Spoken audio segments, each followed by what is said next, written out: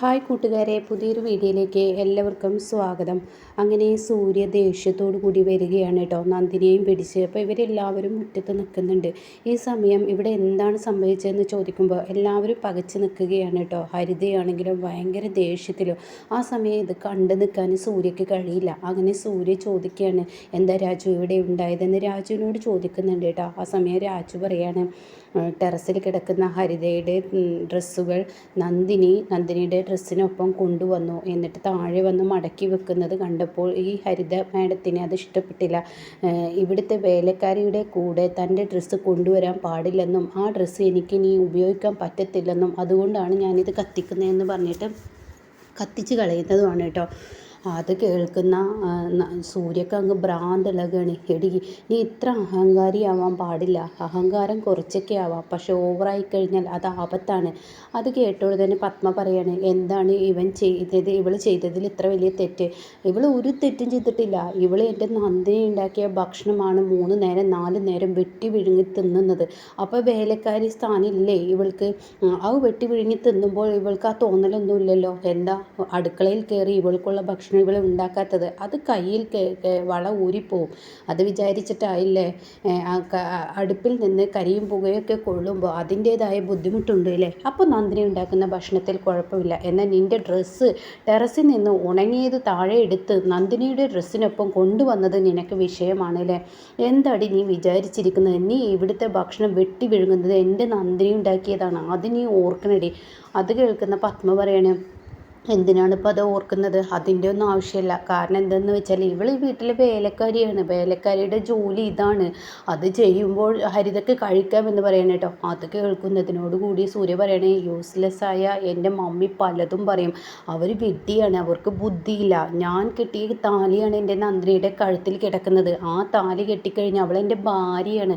അത് ചിന്തിക്കാനുള്ള കഴിവ് അവർക്കില്ല. അതുകൊണ്ടാണ് അവരിങ്ങനെ സംസാരിക്കുന്നത്. അപ്പോൾ ആ സമയം ഹരിത ഇങ്ങനെ ചൂടി നിൽക്കുകയാണ് കേട്ടോ. അപ്പോൾ ഇതേ സമയം ഇനി നീ എൻ്റെ നന്ദിനിയുടെ കണ്ണ് നിറപ്പിച്ചാൽ, നീ എൻ്റെ നന്ദിനിയെ എന്തെങ്കിലും തരത്തിൽ വേദനിപ്പിച്ചാൽ ഈ സൂര്യ ഇന്നേവരെ കണ്ടിട്ടില്ലാത്തൊരു മുഖം നീ കാണേണ്ടി വരും. ഇതുവരെ സൂര്യയുടെ മുഖം നീ അങ്ങനെ കണ്ടിട്ടുണ്ടാവില്ല. എടി, ഇത് ലാസ്റ്റാണ്. ഇത് ഞാൻ നിനക്ക് തരുന്ന ലാസ്റ്റ് ചാൻസാണ് എന്ന് പറഞ്ഞിട്ട് ഹരിതയുടെ കഴുത്തിന് പിടിക്കുന്നത് പോലെ സൂര്യ കൈയങ്ങ് ചെന്നിട്ട് ഹരിതയുടെ നേർക്ക് ഉയർത്തുമ്പോൾ ശരിക്കും കിട്ടി എന്നാണ് പത്മയും ഇന്ദ്രജയും വിജയൊക്കെ വിചാരിച്ചത്. വിജയ് പറയുന്നത് കിട്ടിയത് തന്നെ അവളൊരു പെണ്ണാണെന്ന് നോക്കാതെ അടിക്കും, അത് ഉറപ്പാണ്, സൂര്യയാണ് ആള് എന്ന് പറഞ്ഞിട്ട് വിജയ് നിൽക്കുമ്പോൾ നിങ്ങളൊന്നും മിണ്ടാതെ നിൽക്കുകയെന്ന് പറയണേ. ഇന്ദ്രജ, നീയൊന്നും പറയാൻ പോണ്ട, നിനക്കും ചിലപ്പോൾ കിട്ടിയേക്കും, അതുകൊണ്ട് നീ മിണ്ടാതിരിക്കുകയാണ് നല്ലതെന്ന് പറയുന്നുണ്ട് കേട്ടോ. ഈ സമയം ഈ വാക്കുകൾ കേൾക്കുമ്പോൾ ഉടൻ തന്നെ പത്മക്ക് ഇങ്ങനെ ദേഷ്യം പിടിക്കുകയാണ്. ആ വിഡ്ഢിയായ എൻ്റെ മമ്മി എന്ന് പറയുന്ന യൂസ്ലെസ്സായ എൻ്റെ മമ്മി പല വാഗ്ദാനങ്ങളും നിനക്ക് തന്നിട്ടുണ്ടാവും. പക്ഷേ അതെൻ്റെ ഭാര്യയെടുത്ത് വേണ്ട. എൻ്റെ ഭാര്യയെടുത്ത് എടുത്തു കഴിഞ്ഞാൽ നീ പിന്നീട് ഇവിടുത്തെ വേസ്റ്റ് പിന്നിൽ കിടക്കേണ്ടി വരും. അത്രയും ഞാൻ നിന്നെ ചവിട്ടിക്കൂട്ടിയിടും. അത് നീ ആലോചിച്ചാൽ നിനക്ക് നന്ന്. ഇനി മേലാൽ എൻ്റെ നന്ദിനിയുടെ നേർക്ക് നീ കൈയോങ്ങുകയോ നന്ദിനിയെ ഏതെങ്കിലും തരത്തിൽ നീ വേദനിപ്പിക്കുകയോ ചെയ്താൽ ഈ സൂര്യ ആരാണെന്ന് നീ ശരിക്കും അറിയടി. ഇതുവരെ കണ്ടിട്ടില്ലാത്ത ഒരു സൂര്യയെ നീ കാണേണ്ടി വരും. ഇന്നേ വരെ നീ ജീവിതം എന്തെന്ന് പഠിച്ചിട്ടില്ല. ഒരു ആണിൻ്റെ കൈയിൻ്റെ ചൂട് നീ അറിഞ്ഞിട്ടില്ല. നീ ചെയ്യുന്നതെല്ലാം നല്ലതെന്ന് കരുതി നിൻ്റെ ഡാഡിയും മമ്മിയും പത്മയാണ് എന്ന് പറഞ്ഞിട്ട് നിന്നെ വലിയൊരു രാജകീയ കൊട്ടാരെടുത്തിട്ട് ആ സിംഹാസനത്തിൽ നിന്നെ കയറ്റി ഇരുത്തിയിട്ടുണ്ടാവും. പക്ഷേ അത് ഇവിടെ വില പോവില്ല. ഇത് എൻ്റെ വീടാണ്. എൻ്റെ വീട്ടിൽ നിൽക്കണമെങ്കിൽ എൻ്റേതായ റൂളിൽ നിൽക്കുക. എൻ്റെ ഭാര്യയെ തരം താഴ്ത്തി നീ ഇവിടെ പത്മയുടെ സ്ഥാനത്തോട്ട് വരാമെന്ന് ചിന്തിക്കുന്നുണ്ടെങ്കിൽ അത് നിൻ്റെ തോന്നലാണ്. യൂസ്ലെസ്സായ എൻ്റെ മമ്മി പലതും പറയും. അവരെ പ്രയോഗിക്കേണ്ടത് അതല്ല. അവരെൻ്റെ പെറ്റമ്മ ആയതുകൊണ്ടാണ് ഞാൻ ചെയ്യാത്തതെന്ന് പറഞ്ഞിട്ട് സൂര്യ നന്ദിനിയും കെട്ടിപ്പിടിച്ച് പോകുന്നത് കാണുമ്പോൾ ഹരിതയ്ക്ക് അവിടെ മിണ്ടാൻ കഴിയില്ല കേട്ടോ. ശരാ, ആകെ നാണം കെട്ട് ഹരിത അങ്ങ് നിൽക്കുകയാണ് കേട്ടോ. എന്നാൽ ഈ സമയം ബാക്കി എല്ലാവരും അതേപോലെ നിൽക്കുകയാണ്. ഇതേ സമയം എല്ലാവരും അവിടെ നിന്ന് പെട്ടെന്ന് പോകുമ്പോൾ പത്മ ഹരിതയുടെ അടുത്ത് വന്നിട്ട്, നീ ആളൊരു പുലിക്കുട്ടി തന്നെയാണ്, ഇങ്ങനെ വേണം എന്ന് ഹരിതയോട് പറയുന്നുണ്ട് കേട്ടോ. ഇതേ സമയം കോഫി ഷോപ്പിൽ പോയിരിക്കുകയാണ് വേദയും രഞ്ജിത്തും അവർ രണ്ടാളും കോഫി ഷോപ്പിൽ പോയിട്ട് ഇങ്ങനെ കോഫി ഓർഡർ ചെയ്യാൻ വേണ്ടി പോവാണ്. അപ്പോൾ എനിക്ക് കപ്പിച്ചിനോ മതിയെന്ന് ഹരിത പറയാണ്. അതെന്താ നീ അങ്ങനെ ഒരു തീരുമാനം എടുത്തത്? അതാണോ ഇത്ര വലിയ ടേസ്റ്റ്? എനിക്കെന്തോ ആ രുചിയാണ് എനിക്കിഷ്ടം. അപ്പോൾ എന്താ രഞ്ജിത്തിന് അത് ഇഷ്ടമല്ലേ എന്ന് വേദ ചോദിക്കുമ്പോൾ എനിക്കത് ഇഷ്ടമാണ്, ഞാൻ വെറുതെ ചോദിച്ചൊന്നുള്ളൂ എന്ന് പറയണം. ഓ അങ്ങനെയാണോ?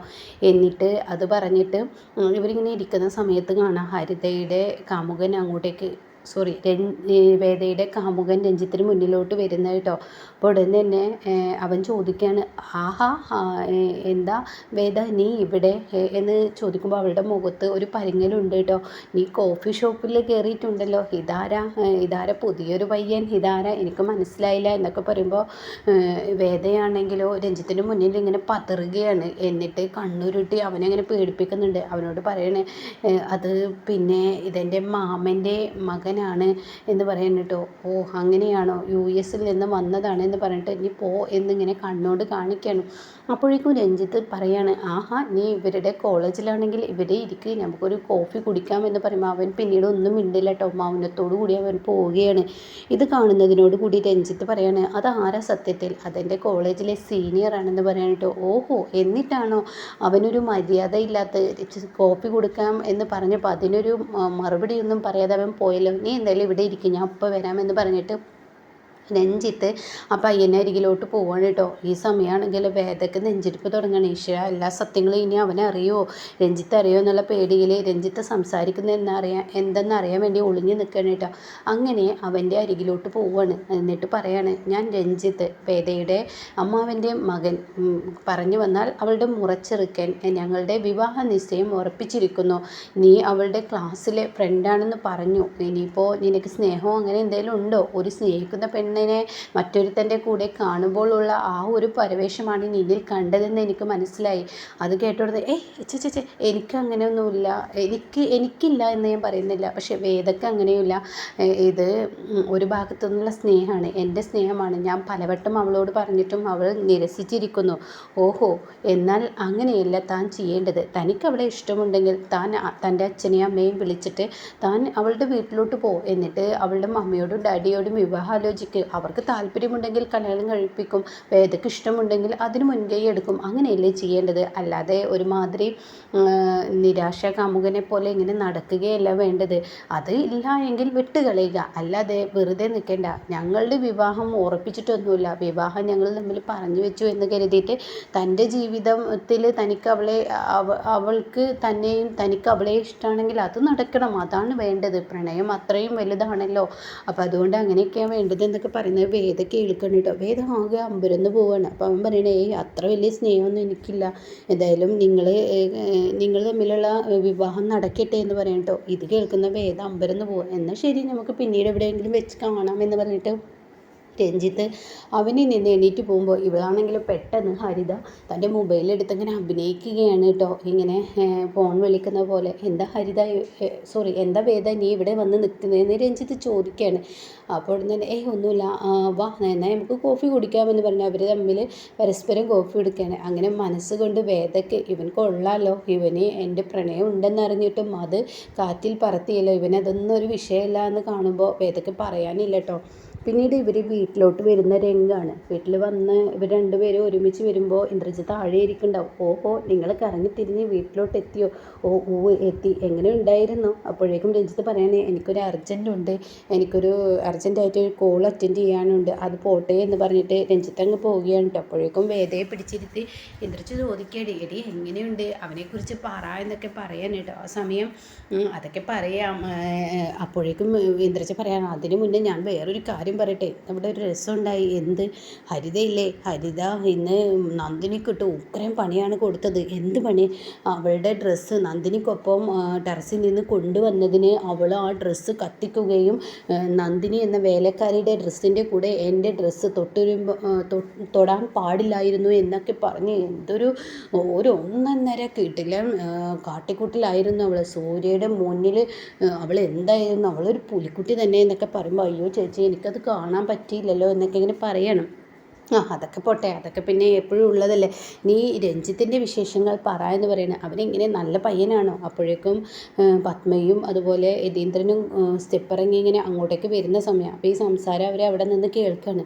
അപ്പോൾ ഉടൻ തന്നെ വേദ പറയാ, എൻ്റെ ചേച്ചി, ഞാൻ എൻ്റെ ജീവിതത്തിൽ ഇങ്ങനെ ഒരു പുരുഷനെ എവിടെയും കണ്ടിട്ടില്ല. എന്തൊരു സ്വഭാവമാണ് രഞ്ജിത്തിന്. രഞ്ജിത്ത് നല്ല പയ്യനാണ്. അവൻ എൻ്റെ ബോയ് ഫ്രണ്ടിനെ ആ റെസ്റ്റോറൻറ്റിൽ വെച്ച് കാണുകയും അവനാണെങ്കിൽ എന്നോട് സ്നേഹമുള്ളവനാണ്. അവനക്ക് എന്നോടൊരു ലവ് ഉണ്ട്.